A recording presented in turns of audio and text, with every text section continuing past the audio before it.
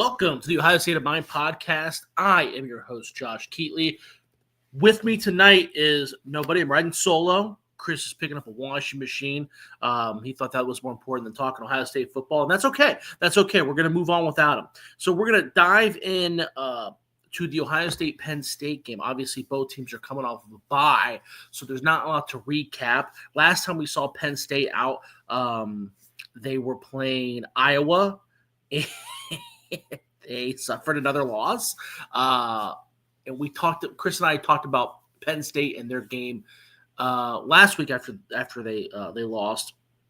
And Ethan Grunkmeyer was the quarterback who didn't throw for over 100 yards and threw for 2 interceptions, right? So we kind of talked about the Penn State offense falling apart, and that was one of the reasons why Drew Aller went down with injury. And Drew Aller is good. I know everybody gives him a lot of shit and talks shit about him. But let's be real. No one's seen Grunkmeyer. And now that you have, it's a big difference. What's up, Doug? Thanks for Doug getting in the chat. Love the old tunes. That's Chris. Man, Chris does a great job with the intros, brother. Chris does a great job with that stuff. But yeah, and also, we talked about this two-headed monster at running back in Kaytron Allen and Nicholas Singleton at the beginning of the year, and that's also kind of been a disappointment. We've seen Kaytron Allen kind of be the lead dog. He still looks like a star, but Nicholas Singleton, they've kind of faded him out a little bit slowly. I think he got some more run time against Iowa than typically he does in the couple games before that.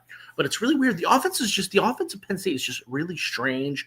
We saw them make a bunch of additions in the receiver room. Trevor Pena from Syracuse was one of those additions, and they were okay. Everybody's just super, super underwhelming. The offensive line is definitely not as good as we all thought they were going to be. Will in the chat, big shout out. Thank you, Will. Doug's got to come. Drew Aller would have been more successful on a better team. Yeah, man, I agree with you, dude. I'm always biased to Drew and his ability because I saw him play in high school. Yeah, man, if Drew was at a place like Ohio State, I don't know. There's just something. When we see Penn State quarterbacks be successful, we're talking about guys like Trace McSorley, Sean Clifford, guys that can move that really aren't good quarterbacks at all. Drew Aller's not really like that. He's more of your drop back, dish it kind of guy. And for some reason, the Penn State offense is even under, Kolnicki, it hasn't really been that. It's been more of your mobile. He was at Kansas prior when they had Jalen Daniels. I'm sorry. So another guy who's mobile. So maybe that was part of the issue. I also don't think – I'm not ignorant to the fact that Drew Aller did not improve the way he should have improved, right? He'll go down in the pantheon of quarterbacks that never hit that next level that we anticipated. Kind of got guys like oh man, you guys remember that Washington quarterback that threw for like 7 billion fucking yards? Price, I think his last Keith Price. Keith Price was kind of the same way, ended up not being very good. Trevon Boykin, TCU ended up being the same way. People kind of expect him to hit that next level. He didn't. There was a Penn State Christian Hackenberg, kind of was supposed to hit that next level, didn't. Todd Beckman at Ohio State was kind of like that too. He was expected to take that next step after losing that national championship game, and he got benched by Terrell Pryor. I think Drew Aller is better than all those guys, but he hasn't improved. Have you ever seen so many coaching firings during the season? We'll ask. Yeah, I think that they're happening earlier and earlier. I don't think that it depends on how you look at it, right? I don't think it's a bad thing because, for example, Brian Kelly, the most recent firing. Well, I mean, maybe that's a bad example because this is his 4th year. They're not completely out of it. The guy at Virginia Tech, Brent Pry, when he was fired at Virginia Tech, fire that guy. Fire that guy. They haven't gotten – he's been better. He's been there for 4 years. They haven't gotten better at all. Fire him. See if a younger assistant can make something work. A guy like James Franklin, I mean, technically, when they fired James Franklin, the only loss they had was against UCLA. Or, I mean, embarrassing loss at the time, right? This is before they lost to Northwestern. This is before they lost to Iowa. And UCLA ended up going on to win 2 more games, and they're not completely horrible. I mean, they're on a path to be – I think they're close to being bowl eligible, so they might have jumped the gun there. I don't know if it's I don't think it's a question of like how many coaches. I think we see a lot of coaches get fired every year. Probably that's probably the same amount. I think we are seeing it happen earlier and earlier. Mike Gundy, I mean, that guy won 10 games, 2 years ago, and he was fired like 3 weeks in. So I don't know if it's because of the NIL game. We have more boosters involved. There's more money being thrown around. So fans like you and I have a bigger say. And that isn't always a good thing. I don't know if that's part of the issue, but it is something interesting to discuss. But yeah, the Penn State offense is in disarray. But I tell you what's even in more disarray is the Penn State defense. Chris and I talked about Jim Knowles leaving for Penn State. First of all, Tom Allen was a defensive coordinator at Penn State last year. And everybody here will remember Tom Allen because Tom Allen was the head coach at Indiana when Indiana was good, when they had Michael Penix before Penix transferred to Washington. The COVID year where there was kind of a big debate like, oh, who should be in the Big Ten championship? Yeah. Who should represent the Big Ten? All that good stuff. And he was kind of a defensive-minded guy. Always, obviously, he was. And he wasn't a bad head coach, but things didn't turn out for him the way it should have, the way you thought it was going to be after that magical 2020 season. And long story short, he ended up as the DC at Penn State, and he did great work. That defense improved. That defense was phenomenal. And he left for the Clemson job. Why? I don't know. I don't know. I don't know if they were working with Jim. I hope someone does a deeper dive on that. Maybe Tom Allen has family there or something. I don't know. It's just that was a weird move. Because then Penn State turned around and hired Jim Knowles and made him like the highest paid defensive coordinator in college football. So clearly Penn State has the money. Clearly have more money than Clemson. So I don't really know what happened there. I don't know if they were talking to Jim Knowles because we knew that there was some heat and some friction between Jim Knowles and Ryan Day pretty much the entire year. So maybe, James Franklin kind of jumped on that. We know that Jim Knowles is from Pennsylvania. I don't know, man. It's really weird. But they hired him. And Chris and I talked about how Jim's defense takes a while to implement. You guys remember that infamous Ohio State-Michigan game where J.J. McCarthy, that's basically when the only game he ever looked like a legitimate first-round pick. They had like 5. Jim Knowles always used to say, we anticipate 4 big plays a game. Okay, well, that's how they lost to Michigan, was that Michigan had 5 big plays. You know what I mean? Well, there you go, Doug. Big shout out to Doug. There you go. Tom Allen's daughter and grandkids and stuff. There you go. That answers that question. So that was probably more of a family basis thing. Yeah, because James Franklin's a pretty nice guy. He's a pretty easy guy to get along with. He's one of the only coaches that actually talked to me. And I'm just an asshole standing on the sidelines. So, I would find it hard to believe that would be a hard place to work or hard guy to work for. Not like Brian Kelly shoving guys on the fucking, the little camera dudes to get fucking electrocuted, right? I imagine Brian Kelly's a hard guy to work for. Hey, Gert. Solo pod. Yeah, riding solo, dude. Riding solo tonight, brother. But yeah, man, so it was kind of weird when they hired Jim Knowles because we knew that the defense took a while to implement, and we knew that Penn State was ready to rock and roll this year. They brought everybody back. They did the Ohio State thing. They did the Michigan thing where they brought everybody back, and they looked ready. And there's some talent on that defensive side. We talked about Dennis Sutton. I mean, that guy was a 5-star recruit that Ohio State swung and missed on. And, Zane Durant on the interior, that's another guy that's, was rumored to be a borderline first-round pick coming into the year.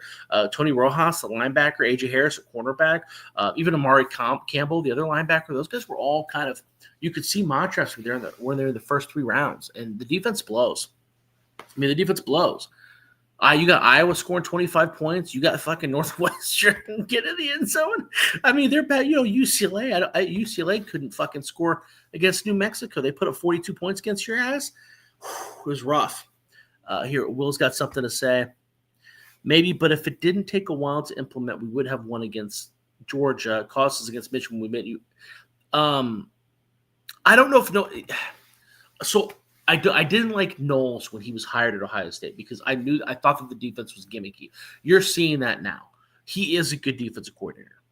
I don't know if he's over. It's hard for me to sit here and say he's overrated because we won a national championship with him, and a lot of that was on the back of the defense. Now we can have a conversation about how involved he was in that defense with the rumors that were swirling around the locker room, and how Ryan Day and Larry Johnson had a much bigger voice than they did previously. And you're allowed to have that opinion, and I wouldn't say you're wrong. I just don't have enough information to know where it's at. But that's a fact, is that he was a defensive coordinator on a national championship team that very much relied on its defense, right? and he was been the highest paid defensive coordinator at two different spots. So it's hard to. I don't know. Maybe you're right though, because that is imploding. If he makes a better hire at defensive coordinator, where is Penn State? Right? I mean, the offense isn't lighting it up. I'm not sitting here talking about the Penn State offense being good, but the Penn State offense has not been the issue, right? I mean, and Andy Kotelnicki, that guy's probably kicking himself because he was getting interviewed for jobs at West Virginia, and now he didn't even get to be the goddamn interim head coach. So, that kind of shows you where Penn State's at. But yeah, that's where we're at with Penn State. I'm trying to pull up the spread here because I know I send them to Chris every week on Sunday. Ohio State's heading into this game as a 20.5-point favorite. I think I would still take Penn State. I know it's in the shoe, but you expect there's a couple different things here. Bilal comes in here, bro. The reason we wanted a natty was because of Caleb Downs' story. Dude, that might again. I'm not defending Jim Knowles. I'm not saying that the national championship was because of Jim Knowles. I'm just saying, if we make the pros and cons list, if we point out the facts of that championship run, he was the defensive coordinator. So I have to give him some credit. It's not fair for me to just say he sucks because this year with the Penn State team. It's just not. But yeah, I mean, Caleb Downs is one of the best defensive players maybe in Ohio State history. So, and he's only been here for 1.5 years. So yeah, I'm not going to argue with that. I'm not going to argue against that at all. Jack Sawyer had a hell of a playoff run too. So Mike comes in here. If you could have a guaranteed berth in the national championship, it had to be in one of those weird recruit videos where Brian Kelly dances. Would you take it? I would let Brian Kelly peg. Well, peg is a strong word. Maybe I should start out. I would let him grind on me and nibble on my earlobes for a national championship for sure. If we're talking like multiple pegging, we could discuss pegging. Doug comes in. Penn State makes poor choices in coaches. They let Larry Johnson go. Yeah, you can make that argument. You could make that argument. I don't know if that's 100% fair either because Larry Johnson. What's the big thing about him every year, right? It's like, oh, he's going to retire. And other teams use that as a recruiting tool to get defensive linemen. So maybe they were getting ahead of that. I don't know, man. The James Franklin thing, I do think he was canned too early. I just do. I know, people make fun of him for not being a big game guy, but I don't know if it's because the Ryan Day championship run made me soft. I mean, you guys have been listening for a while, Doug, and I had basically a whole podcast dedicated to how Ohio State needs to fire Ryan Day, and he won a national championship. So maybe that's just, maybe that's what's made me feel like James Franklin got a shitty break, but that's where we're at. Did they let Larry go or did the Sandusky thing? I don't think the Sandusky thing chased him away. I think it was kind of like they were ready to move on. But I could be wrong about that too, Will. I could be wrong about that. That was kind of that was a bit ago. But yeah, so back to the game. Ohio State's 20.5-point favorite. Ohio State's obviously I feel pretty strongly they're going to win the game. I do think that it is worth monitoring as a quote-unquote upset, right? Because you don't know what Penn State is going to bring, right? You see this a lot of times in college football where you get that quote-unquote coach's bump, right? Coach gets fired. The next week, the coach just is great, right? That's what happened to UCLA. That's up to UCLA. Deshaun Foster gets fired. Next week, they have one of the biggest upsets in college football history, in their school's history. UAB fires Trent Dilfer. The next week, they win the Battle of the Bones against Memphis, who's, that I don't know if that's one of their biggest upsets in that school's history, but I bet it probably is. I mean, we see that quite often. There was another one this past week. Who was it?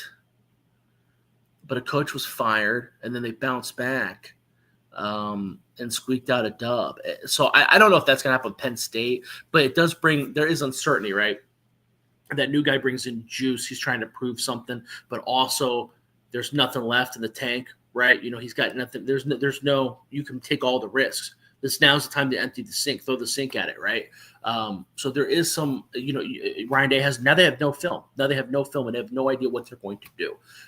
That quarterback, he's going to be a completely different guy now.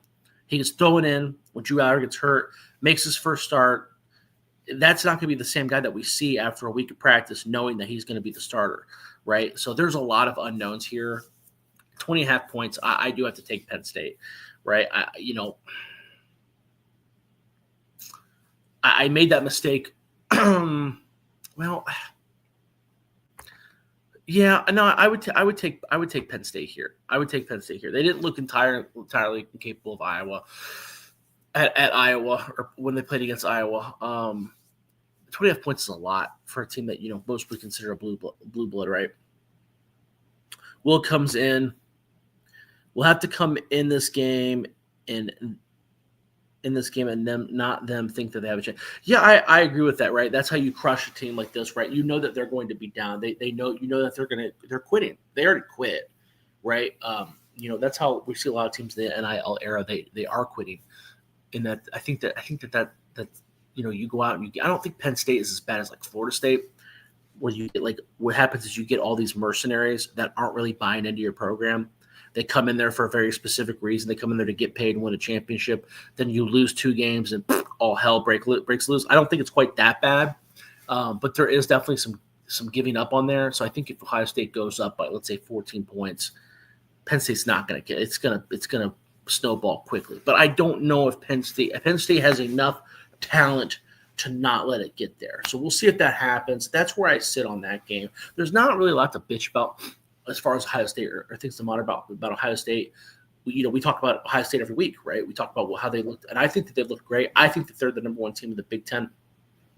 I think they're the number 1 team in the country, but I am biased, right? I know that you can make a solid case against Texas A&M, especially after what they did in Death Valley in prime time, and that's fine. I wouldn't argue against those people. What does aggravate me a little bit, though, is I've been seeing a lot of podcasts and a lot of people prop up Indiana, and it's not you can make an argument, right? For instance, Will, if you would say, "Hey, I think Indiana is better than Ohio State," okay, fine. You're allowed to have that opinion. I don't think there's not enough substantial information for me to argue against it. Indiana's played a hell of a schedule, right? They beat Ohio, they beat Oregon, they beat Iowa, they beat the shit out of Illinois. They beat the shit out of pretty much everybody, right? There's really not a lot for me to bit, but the issue that I have is that people are out there definitively speaking like, "Oh, Indiana's better." I think I heard someone say, "I don't understand how anybody could have Ohio State ranked ahead of Indiana," and I think that that's bullshit. Those are the same people that had Ohio State, they bet on Washington. Maybe they didn't have Ohio State losing the game, but they certainly bet on Washington. Those are the same people that bet on Illinois when Ohio State played them. Those are the same people that bet on, Wisconsin hanging with them. Those are the same people that talked about Texas or thought Texas was going to be good coming into the year. And now all of a sudden, Ohio State. I know that Texas fell apart, and I know that Washington might not be as good as we think they are, right? But you could say the same thing about Oregon. When Indiana beat, right? I mean, Oregon's only beaten 1 winning team in the Power 4, and that's Northwestern, right? So why, another thing too is the way Indiana played.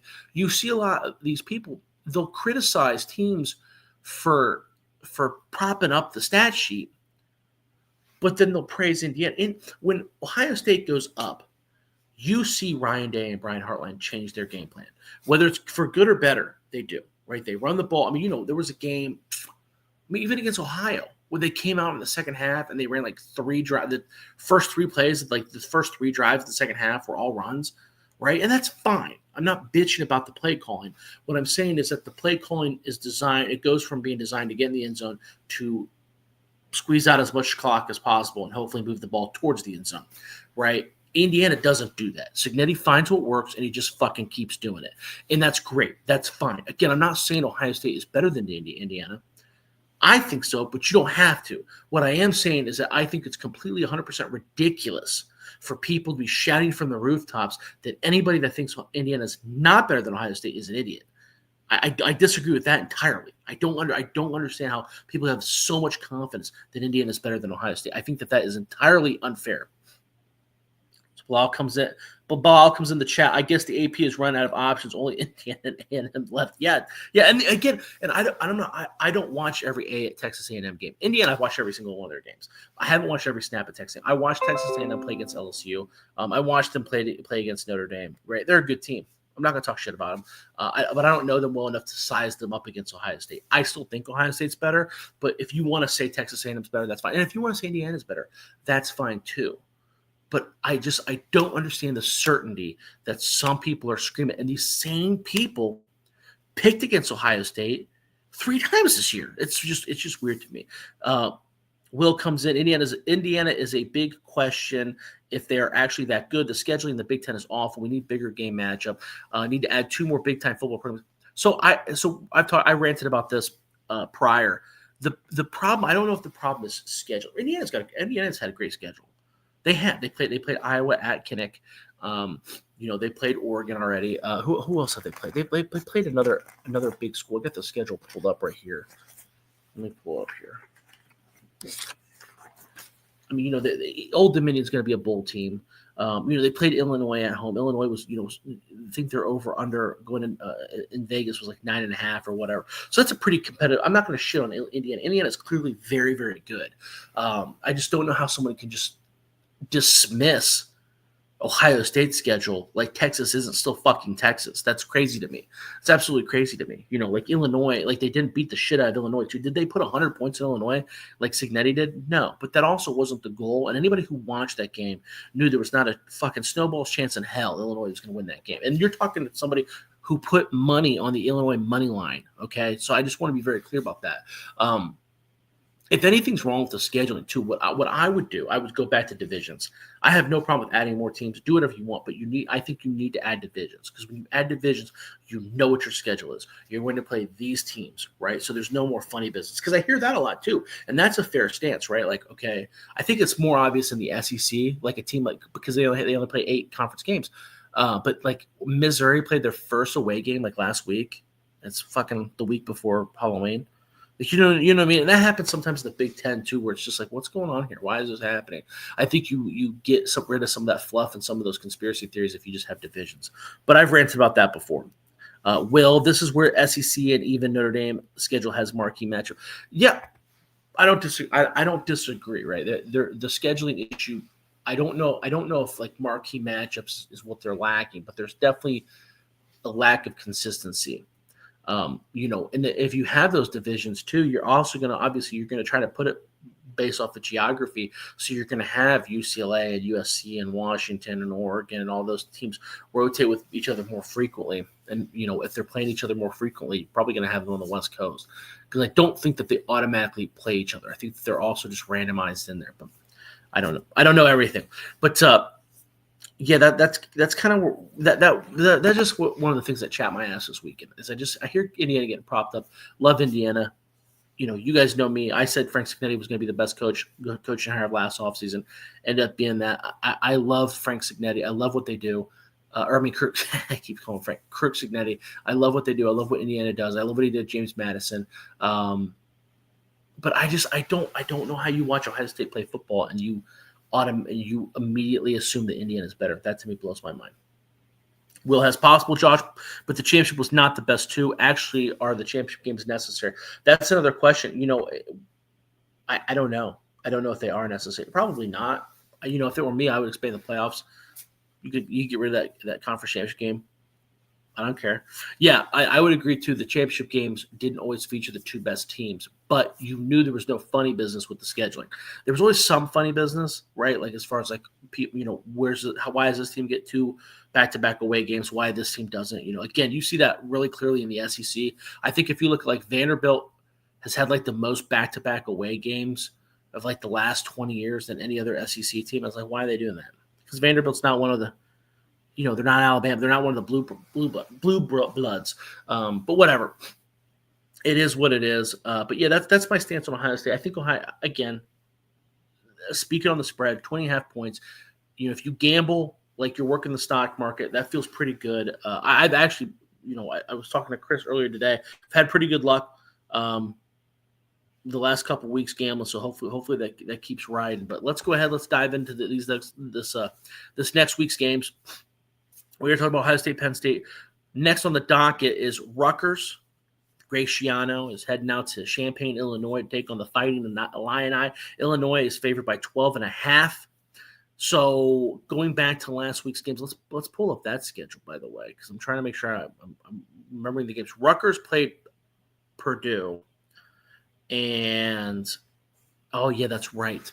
So Rutgers played Purdue. I didn't think Rutgers played bad. The problem with Rutgers is that their defense isn't as tough as in years past, right? The offense is better, but it's not good enough to win games on a consistent basis. But that was a big win for Rutgers.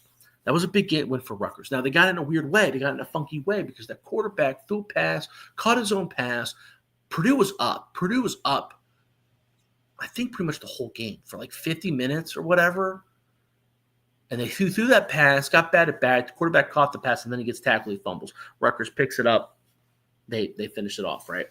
But still, the Rutgers has been all right all year long. Illinois did not look good. Illinois might not be as good as I thought they were, and I got to kind of deal with the reality of that. Illinois, but maybe I'm wrong. Maybe Washington is better than I think they were. Maybe we were wrong about Washington. I don't know. I am going to take Illinois here. I do think that there is a talent gap. I do think that Bielema's got something going. I do think that the Rutgers is going to be bowl eligible, but they did look good. They looked okay. I don't know why everybody keeps talking shit about, but they looked okay. Next game up, Indiana travels to Maryland. Indiana's favored by 21.5 points. Did not realize it until the little thing popped up this week when I was watching the Iowa game that Mike Locksley is like the third longest tenured coach in the Big Ten. I think it goes Kirk Ferentz, PJ Fleck, and then Mike Locksley. And I'm like, whoa. Woo, that's fucking wild. That's fucking wild. We keep going on that. Anyways, Indiana beat the shit out of UCLA. They look very good. UCLA looked like the UCLA that we saw against UNLV and New Mexico again. They kind of came crashing down to earth. Maryland is coming off of a bye. I don't think it matters. Mike Locksley's not a good coach. So I'm going to take Indiana to go to Pound Town again on the shitty one of the lower echelon teams in the Big Ten. Although Maryland's had a pretty decent year so far. Next game on the docket, Michigan State. Going to try to bounce back against that rivalry loss to Big Brother Michigan and take on Minnesota. At Minnesota, Michigan State is going to get 4.5 points. I'm going to take Michigan State. Everybody was dunking on Michigan State for losing to Michigan last week. Oh, they got destroyed. I didn't think so. I thought Michigan State – we know that Michigan State does not have the same talent level as Michigan. Jonathan Smith is not done building that Michigan State team. I don't know. I don't think Jonathan Smith is the greatest coach either. I want to be very clear. But he's not a bad coach. I thought Michigan State hung. I really did. I don't think Minnesota has the same talent levels as a Michigan does. So I think that that's going to be much closer at the talent level, and you're going to give me 4.5 points. I don't think Michigan State gets blown out. I like Michigan State very much here. Now, you're also – Minnesota's also coming off a game where they got the fucking shit kicked out of them by an Iowa team that I think is very, very good. Very, very good. I think that might say more about Iowa than it does Minnesota. I think this is ground ski, whatever. I'm not going to rant about Iowa, but I don't know if that's an indication of Minnesota sucking. I think it's more of an indication of Iowa's a fringe playoff team. But regardless, I'm going to rock and roll with Michigan State. All right, next game here. I need Chris to break it. See, I gotta slide around, and I got the spreads, and then I gotta look at the schedule from last week to remind me. And then I got my little notes here. Oh, it's just so much. I didn't realize how much I needed Chris. Next game, Purdue travels to Ann Arbor to take on Michigan. Michigan is favored by 21 points. Again, I don't know if Michigan, everybody's talking about Michigan like they did something impressive. Michigan State blows, and Bryce Underwood looked like shit again. I don't think Bryce Underwood is bad either. I want to be very clear. Bryce Underwood is likely going to be very, very, very, very, very good. Okay, but you can't tell me that the kid from Cal's hasn't played better. The kid from Pitt hasn't played better. I would take those two freshman quarterbacks over Bryce Underwood right now. Right now. No questions asked. And I think most people would. So I don't. And they didn't pound Michigan State. I don't know, man. They lost to Oklahoma Spurs. I don't know where this newfound confidence in Michigan is coming from. But either way, Purdue blows.